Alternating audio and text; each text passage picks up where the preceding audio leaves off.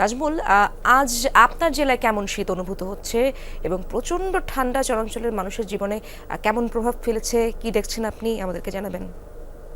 ইশরাত, আপনি যেমনটি বলছিলেন, আসলে আমরা যদি একটু বলতে চাই, বিগত কয়েক বছরের তুলনায় এবার কিন্তু শীতের প্রকোপটা অনেকটাই কম। গেল চলতি জানুয়ারি মাসেই 2টা শৈত্যপ্রবাহ গেছে, কিন্তু সাধারণ মানুষের কাছে যে উপলব্ধি শীতের তীব্রতাটা সেটা কিন্তু লক্ষণ দেখা যায়নি। আজকে সকালবেলা আবহাওয়া অফিসের তথ্য মতে 11.2 ডিগ্রি তাপমাত্রা রেকর্ড করা হয়েছে। ভিটামিন ও ফাইবার সমৃদ্ধ ফ্রেশ আটা ময়দা সুজি আপনাকে দিবে সুস্বাস্থ্যের নিশ্চয়তা। ফ্রেশ আটা ময়দা সুজি। আর গতকালকে ছিল 9, মৃদু শৈত্যপ্রবাহ ছিল।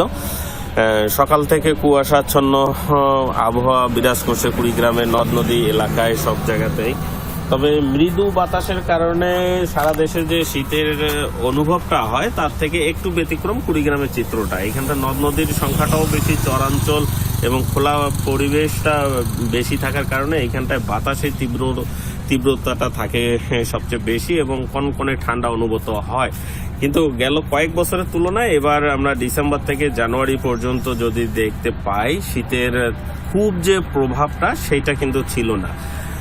যার কারণে এই অঞ্চলে যে আমরা বলি যে শীতের প্রকোপটা সেটা লক্ষণ না। এটার প্রধান কারণটা হচ্ছে আবহাওয়াজনিত কারণে, আবহাওয়ার পরিবর্তন হওয়ার কারণে শীতের প্রকোপটাও দিন দিন কমে আসতেছে।